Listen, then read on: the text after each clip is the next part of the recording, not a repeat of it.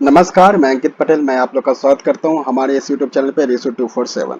हम लोग आज बात करने वाले हैं 16-17 अगस्त की करंट अफेयर की और कुछ पिछले दिनों की बात होगी। तो चलिए हम लोग स्टार्ट करते हैं। इस्माइल 75 हमारा पहला टॉपिक है, हम लोग इसे स्टार्ट करते हैं। तो क्या है इस्माइल 75 का मतलब ये है, ये किसके लिए किया गया? इसका जो पहल है भिखारियों के लिए किया गया है, भिखारियों की स्थिति के लिए किया गया है। अगर बात करते हैं नगर निगम, एनजीओ और और भी कई अन्य संस्थाएं की बात करें, तो उसमें क्या है ना कि उनके सहयोग से ये सारे कल्याणकारी कार्यक्रम की जा रही है।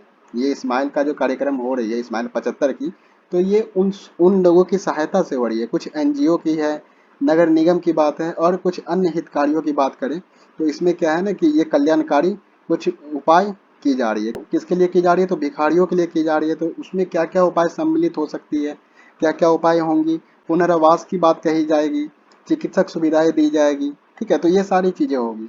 अगर बात करते हैं तो जागरूकता फैलाने की बात होगी, शिक्षा कौशल विकास की बात की जाएगी, परामर्श की बात की जाएगी। ये सारा पॉइंट जो है किसके लिए है? तो भिखारियों के लिए है। अगर बात करें उसके कल्याणकारी कार्य के लिए है, ठीक है। तो ये किसमें आती है? ये सारी की सारी चीजें किसमें आती है? तो इस्माइल 75 में आती है। सामाजिक न्याय और अधिकारिता मंत्रालय जो है इसे शुरू किया है, इस इस्माइल 75 की पहल को शुरू किया है, ठीक है। तो यहाँ पे ये बातें कही गई है। तो वही आगे देखते हैं। तो इसमें क्या है ना कि इस्माइल का मतलब क्या है? इस्माइल का अगर फुल फॉर्म की बात करते हैं तो इस्माइल का फुल फॉर्म क्या है? Support for marginalised individual for livelihood and enterprises, ठीक है। तो ये बातें कही गई, तो इसके तहत की गई है ये पहल शुरू। क्या? तो इस्माइल 75, ठीक है। तो ये बातें कही गई।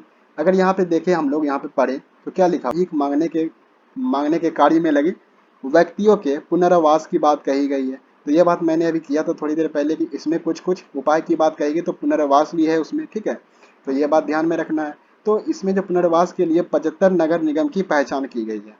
व्यक्तियों के पुनर्वास के लिए जो बात कही गई है वो 75 नगर निगम की पहचान की गई है। ये इसलिए इस्माइल 75 की बात यहाँ की गई, ठीक है। तो ये बातें हैं। अब बात करते हैं इस्माइल परियोजना की बात करते हैं। तो इसमें क्या है कि ये 2025 से 26 तक के लिए, इस परियोजना के लिए 2025 से 26 तक के लिए जो है 100 करोड़ रुपए का बजट आवंटन किया गया है इस परियोजना के लिए, इस्माइल परियोजना के लिए, ठीक है ना। मंत्रालय ने की है। बात करें कि इसमें समझने जैसी बातें क्या है, इसकी क्या उद्देश्य हो सकती है। जैसे हम बात करते हैं इस्माइल 75 की, तो इसकी उद्देश्य क्या हो सकती है, क्या क्या कारण हो सकती है ऐसा करने का। जैसे कि अगर बात करते हैं नगर की बात कर ले, कस्बे की बात कर ले, नगर पालिका में कई क्षेत्रों की बात कर ले, तो यहाँ पे जो भिक्षावृत्ति जो होती है उससे मुक्त करना है, ये इसका उद्देश्य है, ठीक है। उस क्षेत्र को इस भिक्षावृत्ति से मुक्त करना, ये सारी बातें हैं।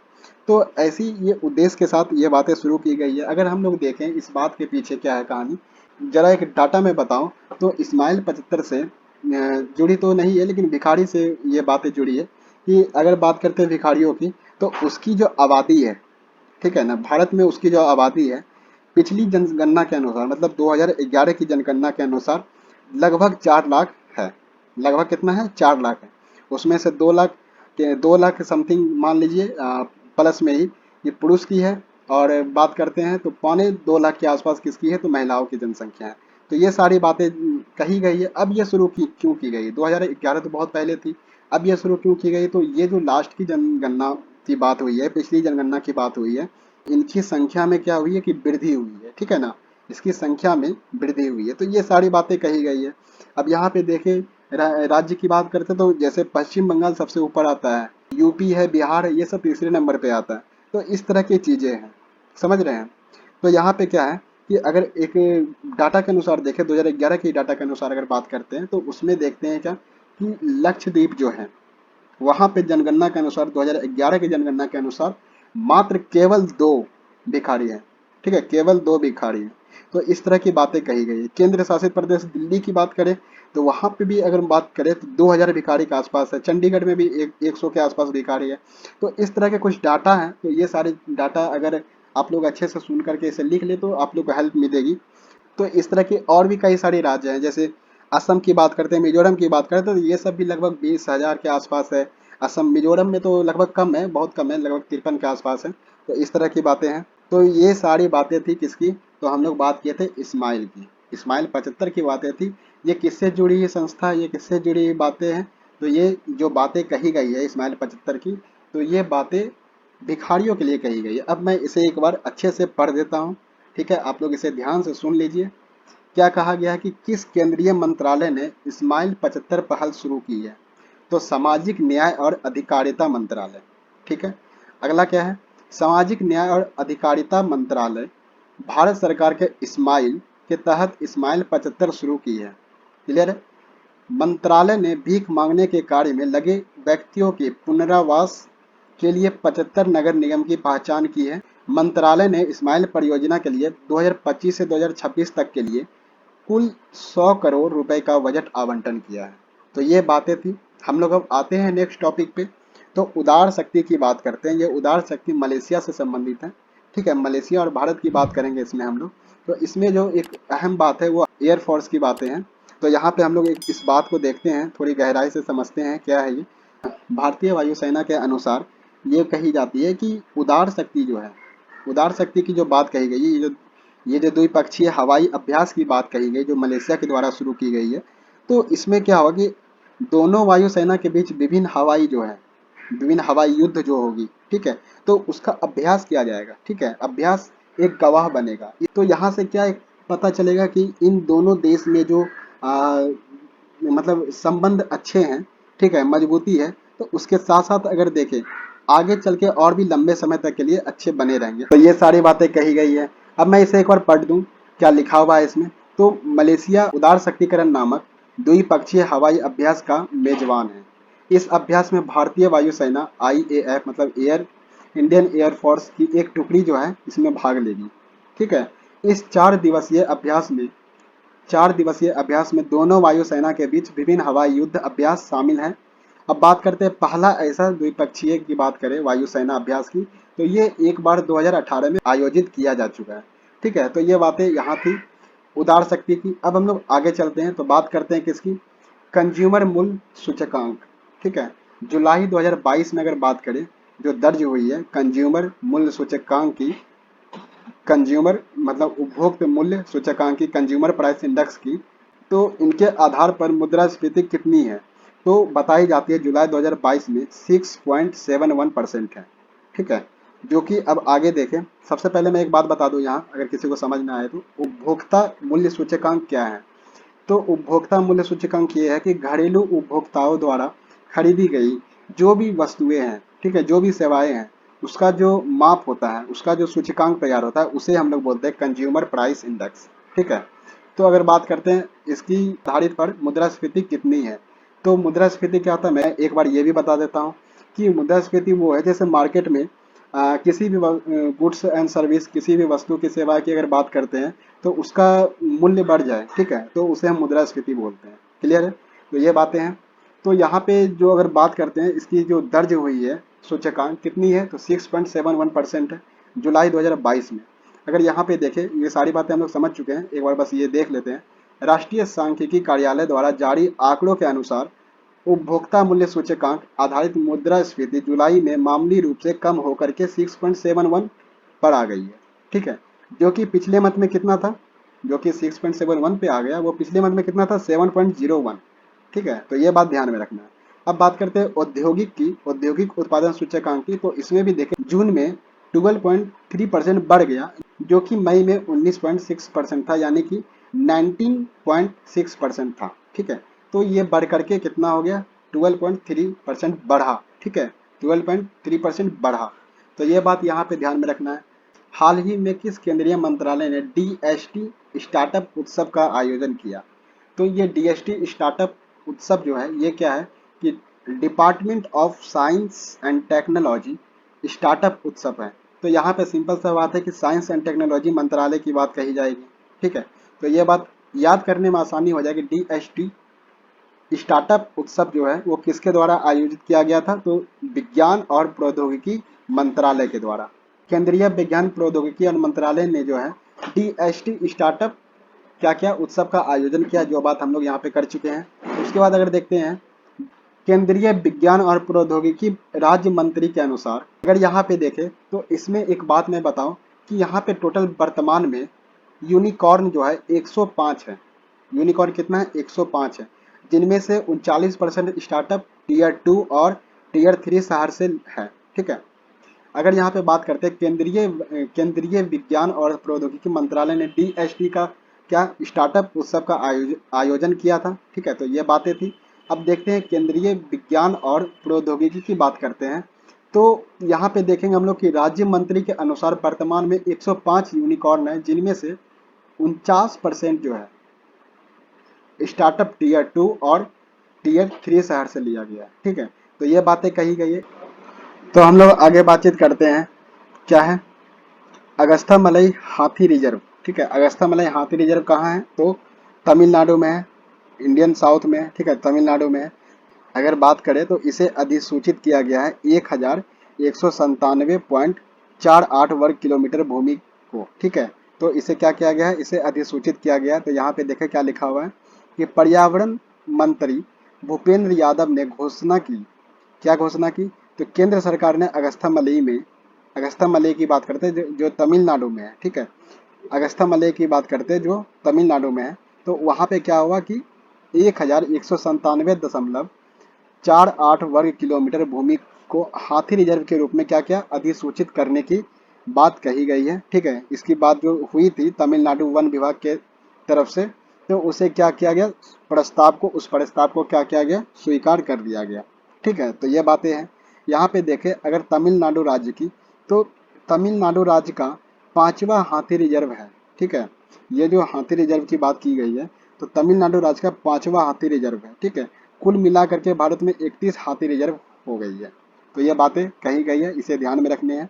हम लोग देखते हैं आगे की बातचीत। तो क्या है वीरता पुरस्कार की, तो ये वीरता पुरस्कार किस किस को मिला है ये मैं एक बार पढ़ देता हूँ। सशक्त बलों और CAPF मतलब केंद्रीय शक्ति पुलिस बल की बात करें, केंद्रीय सशक्त पुलिस बल की बात करते हैं, तो यहाँ पे देखें 107 वीरता पुरस्कार स्वीकृत किया गया है। ठीक है, इन कर्मियों के लिए। तो यहाँ पे बात करें तो 3 कीर्ति चक्र की बात हुई है। 3 कीर्ति चक्र की बात हुई है, तो ये किन किन को मिला है, तो नायक देवेंद्र प्रताप सिंह, ये मैंने पिछली करंट अफेयर की क्लास में भी बताया था। नायक देवेंद्र प्रताप सिंह की बात अगर बात करें तो ये सेना थे। अगर कांस्टेबल सुदीप सरकार की बात करें तो ये BSF थे जो मरणोपरांत था। सब इंस्पेक्टर पाओ ती सेंट गोइट की बात करें तो ये भी एक BSF थे और ये भी मरणोपरांत था। ठीक है, मरणोपरांत था। तो ये बातें थी किसके लिए, तो वीर पुरस्कार के लिए। हम लोग आगे देखते हैं इसी में वीर पुरस्कार की बात। 13 शौर्य चक्र, 81 सेना पदक, 1 नौसेना पदक और 7 वायु सेना पदक। तो ये आपको याद रखना ये डाटा। आगे देखते हैं क्या है पुलिस कर्मी पदक की बात करें, पुलिस पदक की। तो यहाँ पे मैं एक बात बताऊं कि इस 15 अगस्त के अवसर पे, स्वतंत्रता दिवस के अवसर पे राष्ट्रपति द्वारा ये बात कही गई थी कि कुछ मतलब जो भी जेल कर्मी है, ठीक है, जेल कर्मियों को सेवा पदक दी जाएगी। तो उसमें से अगर बात करें तो 1082, ठीक है, 1082 पुलिस कर्मियों को सेवा पदक दी गई है, जिसमें से वीरता पदक प्राप्त करने वाले पुलिस की संख्या जो है वो कितना है, 347। ये क्या थी, तो ये राष्ट्रपति द्वारा जो घोषित की गई थी सेवा पदक की बात, तो ये वही बातें थी। ठीक है, आगे चलते हैं, आगे देखते हैं कुछ राष्ट्रीय करंट अफेयर से जुड़ी मुद्दे को। तो इसे मैं एक एक बार पढ़ लेता हूँ हेडलाइन की तरह, आप लोग इसे बस ध्यान में रखिए। ठीक है, स्वतंत्रता दिवस की बात करते हैं तो दिल्ली के उपराज्यपाल BK सक्सेना ने गुमनाम नायकों के नाम पर, BK सक्सेना जो है उपराज्यपाल दिल्ली के, गुमनाम नायकों के नाम पे क्या किया, 16 पार्कों का नाम समर्पित कर दिया। ठीक है, तो यह बात ध्यान में रखना है। अब आंध्र प्रदेश पे आते हैं तो राज्यपाल विश्वभूषण द्वारा विजयवाड़ा में महात्मा गांधी के 30 फुट ऊंची वित्तीय प्रतिमा का क्या किया गया, अनावरण किया गया है। तो किनकी प्रतिमा का, तो महात्मा गांधी की प्रतिमा का। ठीक है, कहाँ पे, तो विजयवाड़ा में। ठीक है, किसके द्वारा, आंध्र प्रदेश के राज्यपाल विश्वभूषण के द्वारा। ठीक है, तो ये बात ध्यान में रखना है। आगे देखते हैं, ये सारे बात राष्ट्रीय करंट की बात हो रही है, तो यहाँ पे एक बार ध्यान देते चलिए आप लोग। रक्षा मंत्री राजनाथ सिंह ने मॉस्को में अंतर्राष्ट्रीय सुरक्षा पर सम्मेलन के पूर्ण सत्र 2022 को वर्चुअली संबोधित किया। तो किन्होंने किया, डिफेंस मिनिस्टर राजनाथ सिंह ने। ठीक है, अब बात करते हैं अरुणाचल प्रदेश की, बात कर लें। पेमा खांडू से संबंधित है ये बात कि पायलट ड्रोन सर्विस प्रोजेक्ट की बात जो है वो पेमा खांडू से संबंधित है। फ्रॉम द स्काई ये लॉन्च किया गया। ठीक है, तो ये अरुणाचल प्रदेश की बात है। आगे देखते हैं, आगे देखते हैं हम लोग, तो थोड़ा अंतर्राष्ट्रीय करंट की बात कर लेते हैं, करंट अफेयर से जुड़ी मुद्दे की। तो भारत ने श्रीलंका की जो नौसेना है, श्रीलंका की जो नौसेना है, भारत ने क्या किया, उन्हें ड्रोनियर समुद्री निगरानी विमान सौंपे हैं। ठीक है, तो ये एक इंटरनेशनल करंट अफेयर के तौर पे आप लोग को बताया जा रहा है। तो इसे आप लोग एज ए हेडलाइन याद रखें, इस बात को ध्यान में। बात करें केनिया के, तो उपराष्ट्रपति विलियम रूतो अगले राष्ट्रपति चुने गए। ठीक है, तो ये सारी बातें आप लोग को ध्यान में रखनी है। चीन को सैन्य उद्देश्यों के लिए हवन टोटा बंदरगाह का उपयोग करने की अनुमति नहीं है। चीन की अगर सैन्य उद्देश्य की बात करें, तो एक जगह है हवन टोटा बंदरगाह। हवन टोटा बंदरगाह का उपयोग करने की अनुमति उसे नहीं दी गई है। किसे? तो चीन के सैनिक को। ठीक है, भारत ने संयुक्त राष्ट्र मानवाधिकार के समर्थन के लिए स्वैच्छिक ट्रस्ट फंड से 4 लाख अमेरिकन डॉलर का योगदान दिया है। भारत ने किसे दिया है? तो संयुक्त राष्ट्र मानवाधिकार के समर्थन में। ठीक है, तो स्वैच्छिक ट्रस्ट फंड में से क्या क्या है, 4 लाख अमेरिकी डॉलर का योगदान दिया है।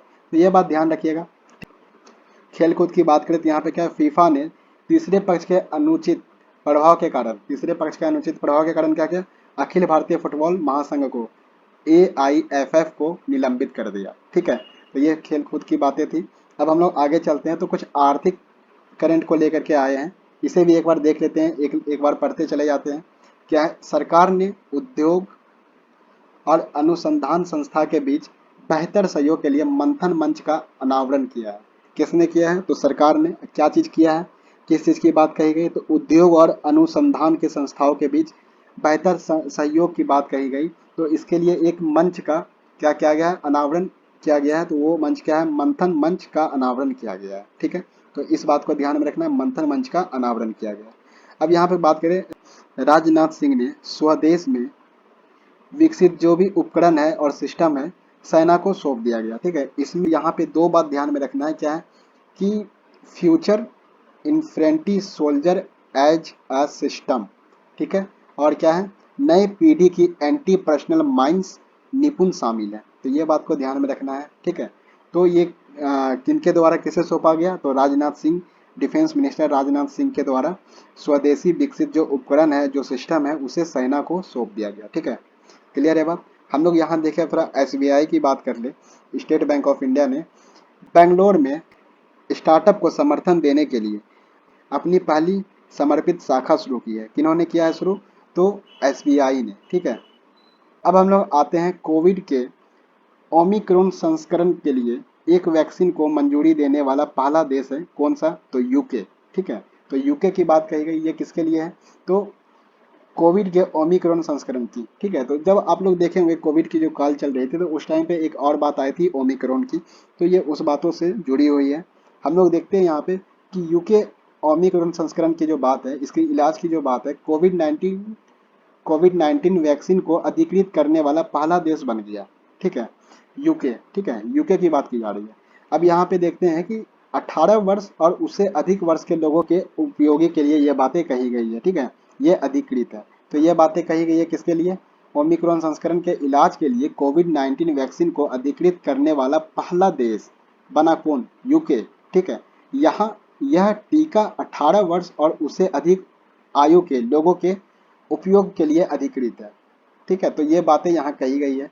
तो ये कोविड के ओमिक्रॉन संस्करण से संबंधित ये बातें हैं, उससे वैक्सीन से संबंधित ये बातें हैं, जो कि वैक्सीन को मंजूरी देने की बात कही गई है। तो उसका पहला देश का नाम क्या आता है? तो यूके की बात की जाती है। ठीक है, तो यहाँ पे ये बात ध्यान में रखना है। तो हम लोग का जो क्लास है आज यहीं पे समाप्त होगा करंट अफेयर का। अब हम लोग मिलते हैं नेक्स्ट वीडियो में, तो तब तक के लिए नमस्कार।